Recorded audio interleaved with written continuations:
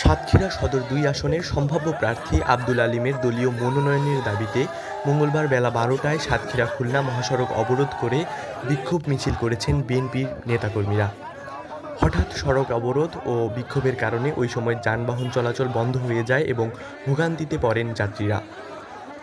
বিক্ষোভ মিছিলে নেতৃত্ব দেন জেলা ও উপজেলা বিএনপির নেতৃবৃন্দ। এ সময় উপস্থিত ছিলেন সদর উপজেলা বিএনপির সদস্য রাজ্জাক, আতিউর রহমান, শফিকুল ইসলাম, নজিবুর রহমান টুটুল, আবুল হাসান সহ আরও অনেকে। নেতাকর্মীরা বলেন, তৃণমূলের দাবি ও জনপ্রিয়তার ভিত্তিতেই আব্দুল আলীমকে এই আসনে দলীয় মনোনয়ন দিতে হবে। দাবি আদায় না হওয়া পর্যন্ত আন্দোলন চালিয়ে যাওয়ারও ঘোষণা দেন তারা।